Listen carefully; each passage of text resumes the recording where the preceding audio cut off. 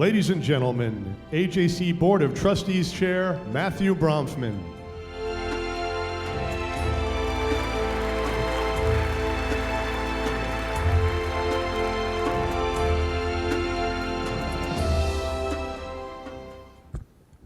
Good afternoon. It is fitting that we pay tribute to Senator John McCain today. He will be remembered as an iconic American leader and a champion of a more collegial time in American politics, when reaching across the aisle to seek common ground on policy was more commonplace. In 2019, bipartisan tendencies, like those Senator McCain espoused, seem to have crumbled before our eyes. And we've even seen cracks in consensus issues of great importance to the American Jewish community, including combating anti-Semitism and support for Israel. AJC, a nonpartisan, centrist organization, and similarly like-minded organizations have found it increasingly difficult to find policy-oriented bipartisan consensus on many of our most important issues. Some of us identify as Democrats, some of us identify as Republicans. But as we watch the tepid responses of some public officials to the demonstrations of Klansmen and neo-Nazis in the streets of Charlottesville, many American Jews were left wondering. And as we followed the classically anti-Semitic tweets of certain members of Congress and the difficulties of other leaders to clearly and singularly condemn that anti-Semitism, many American Jews were left wondering. So as we continue to witness the issues that matter to AJC and to Jews across the country utilized as partisan footballs, we find ourselves suddenly asking this fundamental question: do Jews have a political home in American politics today? Here to provide their takes on this incredibly important issue are Matt Brooks, the Executive Director of the Republican Jewish Committee, and Halie Soifer, Executive Director of the Jewish Democratic Council of America. Dana Bush, CNN's Chief Political Correspondent, will moderate this timely conversation. So please join me in welcoming all three of them to the stage.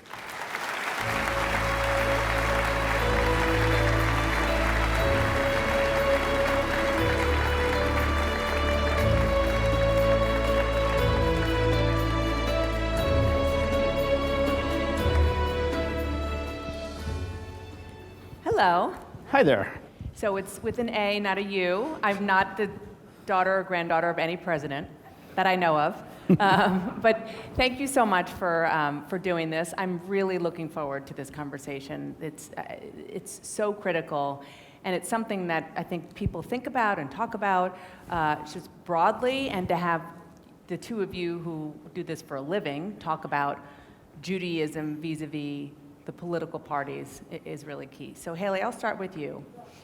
Why should American Jews feel comfortable in the Democratic Party? Well, this really is about values. These are the values that I marched with many of you in 1987 in Washington for the emigration of Soviet Jews, giving voice to the voiceless. I traveled with AJC in 2007 to Berlin. These are the values that we've come together for. And whether it's welcoming the stranger or loving thy neighbor as thyself, ensuring rights and freedom for others, including reproductive rights, these are the values that the Democratic Party has stood for. And the Republican Party under President Trump has enacted policies that are antithetical to those values. And why should American Jews feel comfortable in the Republican Party? I think there's and first of all, thank you all for not only your time in being here, but also welcoming me. As a Jewish Republican, it's an honor to be anywhere, so I appreciate, even if it is on a Sunday.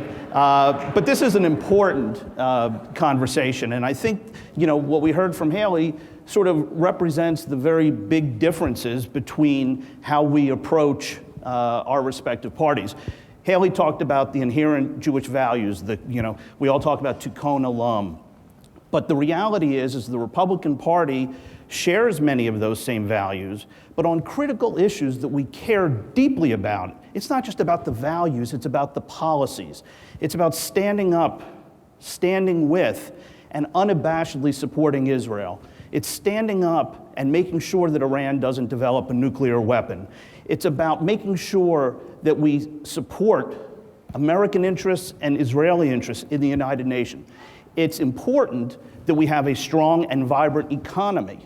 And the difference between the Republicans and the Democrats is in California right now at the Democratic convention, they're booing candidates who say socialism is wrong off of the stage.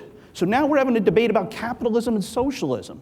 There is a clear choice between the two parties, and I really look forward to exploring that a little bit further in the conversation. Well, let's talk about that. You mentioned Israel and Iran, which is a huge calling card for Republican Jews. And I would guess that you would argue, and I'm not going to put words in your mouth, that Democratic Jews are pro-Israel, just in a different way. But talk about that. Absolutely. For decades, the Democratic Party has stood with Israel. And you look at the Democratic leadership now, there is unanimous support for Israel. This has not changed. There are a few voices, but they don't represent the party. And some of the voices that Matt's referring to are those that we have spoken out against clearly. The Republican Party, on the other hand, is the Republican Party of Donald Trump.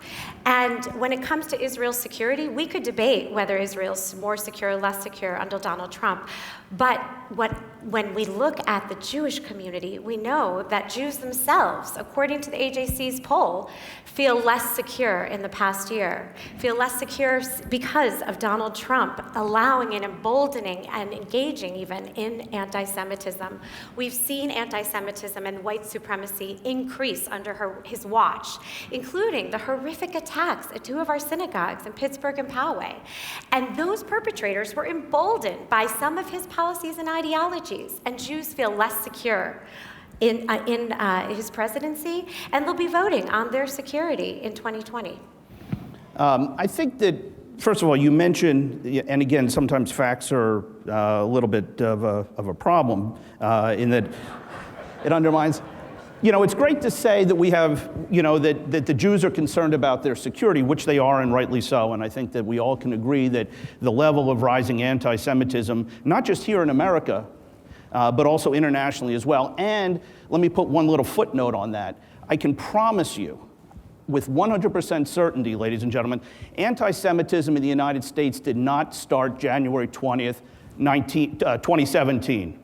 It did not start with the election of Donald Trump. If you go back and look at anti-Semitic attacks against Jewish institutions in this country, they were going on in the 1950s when they were bombing synagogues in the South and elsewhere. And we've seen, in the 2000s and in the late 1900s, bombings in Overland Park, Kansas, and in California and Seattle at Jewish community centers.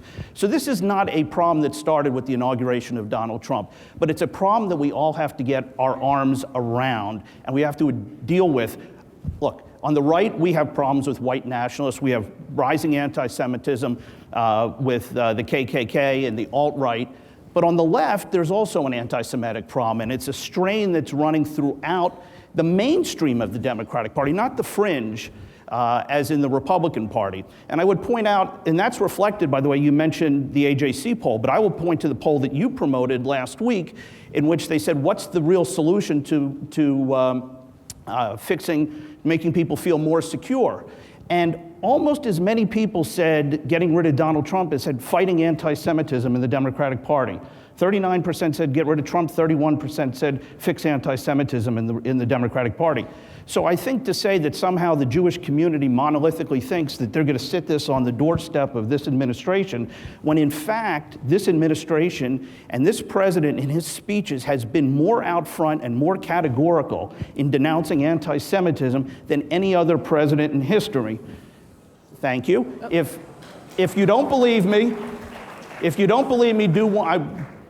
look, I'm a paid political hack, so take what I say with a grain of salt.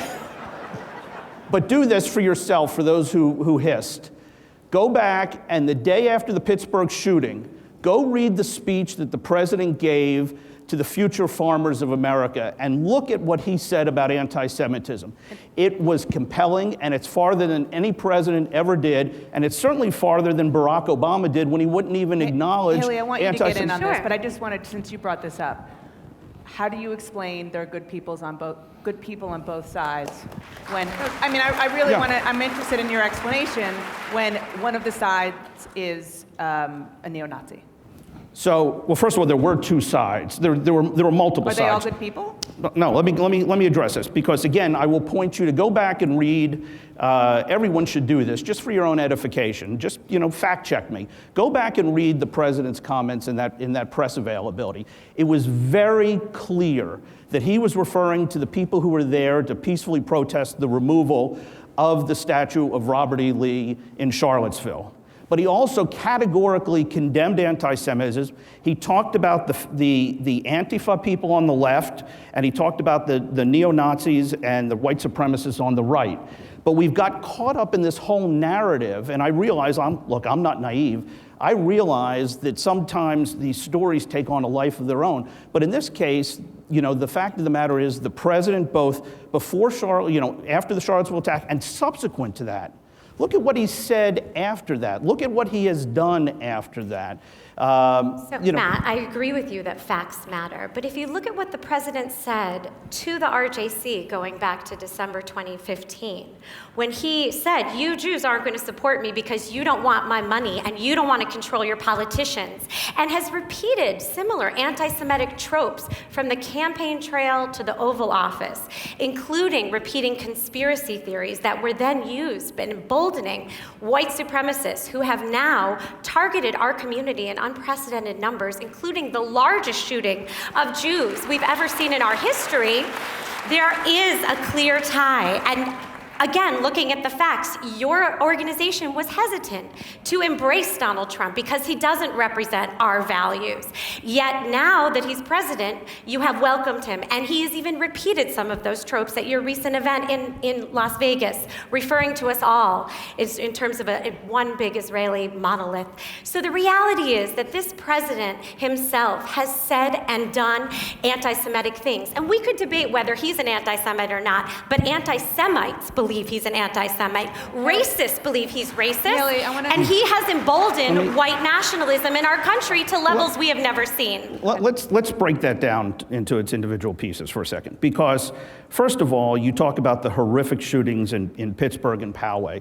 Both of those shooters, if you read their manifesto, acted because they were upset at Donald Trump for being too close, xenophobic policies, being too close to the Jewish community. For not going far Go enough. back and read the manifesto. I've read it. Thank you. They accuse him of being too Zionist, too pro-Israel, and too much of a Jew lover, which is what they said. Number two, not being xenophobic at our enough. event, and I know you like to talk about this, and I know it's part of the talking points. But the reality is that at our event, when he said we don't want your money, I was actually on stage with him. I'm the one who asked him the question about that.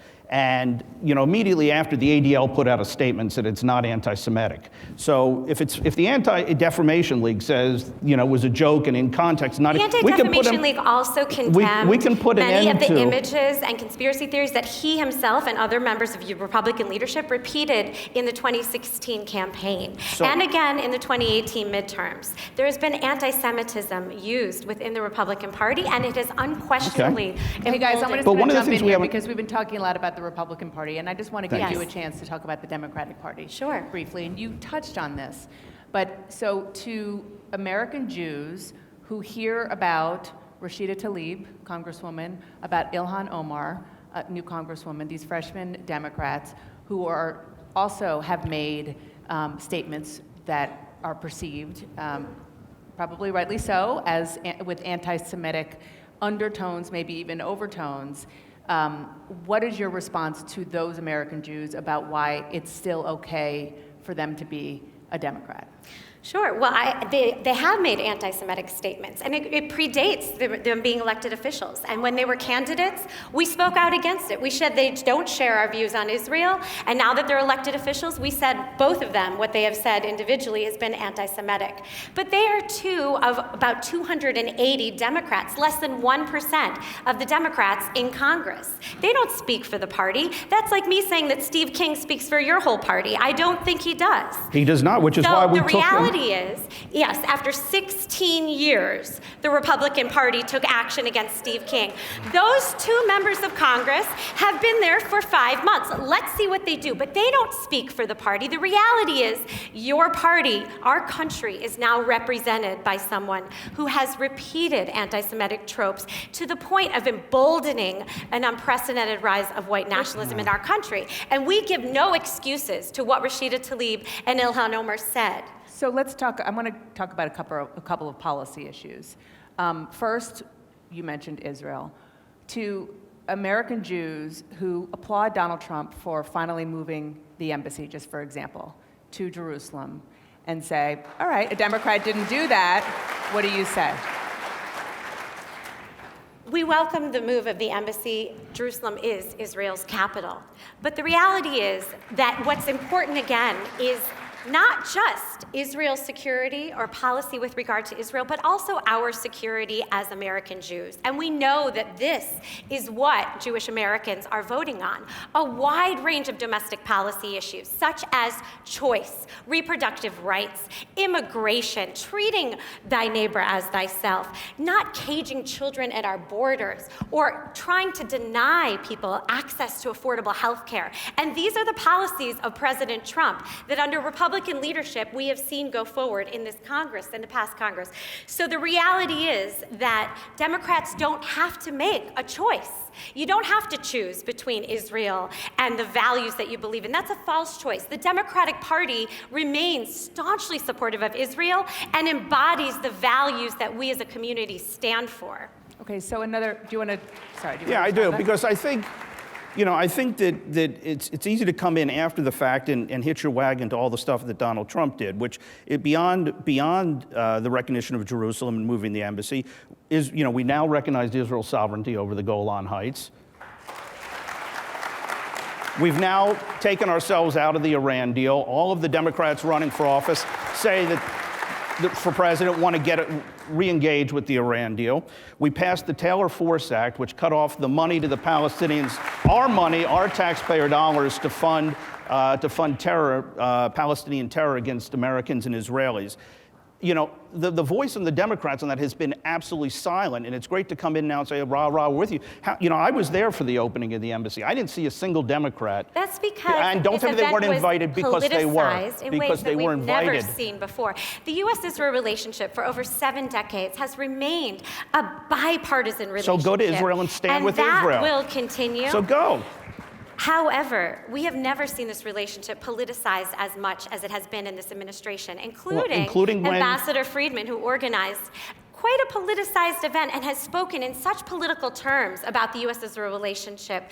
This is not in Israel's interest. It's not in the U.S.-Israel relationship's interest. What's more political? The fact that none of the Democrats went to Israel, which was more politicized, the opening of the embassy, or the fact that the Democrats boycotted Prime Minister Netanyahu's speech before Congress? So just as you chose to relitigate Charlottesville, I don't think that it's really worth relitigating this, but many Democrats felt excluded from the embassy opening because, in fact, they were. This relationship under President Trump has been politicized, and it's not in Israel's interest. Okay, let's talk about another policy issue, and that is immigration. And can you hand me one of those? Yeah, of course. Thanks. It's getting a little steamy up here. And by the way, I deeply respect Matt, and we've likewise. I think there are actually a few things we agree on. Well, let's see if this is one of them. So immigration is such a hot topic right now, thanks to the fact that the president, brought it into the fore the minute he came down the escalator in June of 2015. And so, how? Again, if you're an American Jew looking to see which party you fit in, you think, my grandmother came over as a refugee. My father, mother came over as a refugee. They had nowhere else to go, and it was America that took them. And maybe we should be doing the same for people from Central America, or even maybe Syrian refugees, for example. What do you say to them? Look, I believe very strong that the United States is a nation of immigrants. My grandparents came to this country, as I'm sure most people, either themselves or one or two generations removed, experienced the same thing. Nobody is talking about ending legal immigration. In fact, this president has said he wants to expand legal immigration. But if you're a refugee, it falls under the rubric of asylum, which is what we're talking about. But at the end of the day, southern the challenge border now. is screening those people. The 1,000 people that crossed the border from San Antonio last week, are not necessarily asylum seekers. The problem is we have a crisis at the border that needs to be fixed. And the irony here, and again, go fact check me on this, go back and look at the speech that Chuck Schumer gave at Georgetown University. Go back and watch on YouTube, because it's great, President Obama's speech to the nation from the White House. About immigration. It is exactly everything that Donald Trump is saying. We need border security. We need to return illegal immigrants. We're going to, all the things that this president is saying now, because it's Donald Trump who's saying it, we're opposed. You talk about the horror of the families living in holding cells down at the border. You know the easiest way to solve that problem? Build a wall. So don't let them get into the country. Perhaps we can agree that border security is important. I'll give you that. But at your very event in Las Vegas just a few months ago, the president said our country is closed. We as Jews have faced the devastating consequences of closing borders to those in need. We have seen under this president policy on immigration discriminating based on religion. Look at the Muslim ban. We have seen families ripped apart. The Jewish community has seen we have lived the horrors. We're not going to relive the darkest moments of our history, because whether it's our community or other communities, this president has enacted policies that are antithetical to our values, and immigration is case in point. Building a wall is not going to solve anything. And when it comes to this crisis, this has been a fabricated crisis. And the fact of the matter is that the president has even tweeted conspiracy theories about Jews, right? About Jews supporting this so-called caravan in advance of the midterm elections. Again, emboldening xenophobes in our country. So immigration is a great example, Dana, of where the values differences between our two parties could not be more clear. Okay. And the Democratic Party has stood aligned with Jewish values. Okay, correct. If you support open borders and don't want any immigration reform, I said please vote. We agree on the importance of border security. So you want to build the wall? I said we agree on the importance of border security. I don't agree with the building So how do you have border security without a wall, by definition? Okay, we have 1 minute left. And in that minute, I want each of you to tell me what your respective parties can do better for the Jewish community. Go ahead. I think...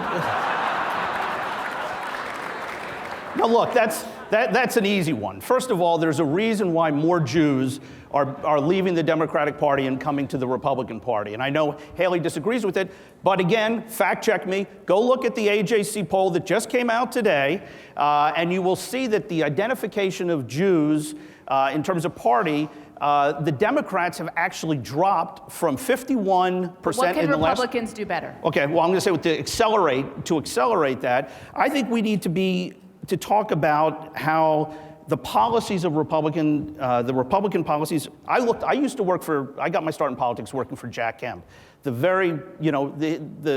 founder of the compassionate conservative movement. I think we need to demonstrate to the American Jewish community that we can care about social justice. We can care about making America a better place. We have conservative solutions to that. I think we need to continue to do a job of weeding out the radical alt-right from our party, cleaning house, and making sure that they as we have done and as our party has spoken out against, and make sure that they don't get any foothold whatsoever in the infrastructure of our party. I think what we need to be doing is not seeing these issues solely through a political lens, but talking more and more about values. And that is why we've seen such a reduction of Jewish support for Republicans under Donald Trump, because he doesn't represent our values. And again, we can talk facts. In 2014, 33% of the Jewish community supported Republicans. In 2018, that was halved to 17%, according to Pew exit polls. So the reason that Jews are supporting Republicans less and less is because So Halie, what's the one thing you would do? talk more about values. Values. This is about values. These decisions are about values. They're about our security as Jews. And we have seen this dynamic change in our country under Donald Trump. So it is important that we as a community come together and talk more about our values. And that is what we as Democrats stand for. That's what our organization, the Jewish Democratic Council of America, stands for. Jewish values. Matt, Halie, what a conversation. Thank you so much. Thank you, Our Dana. time Thank is you. up. Thank you. Thank you. Thank you.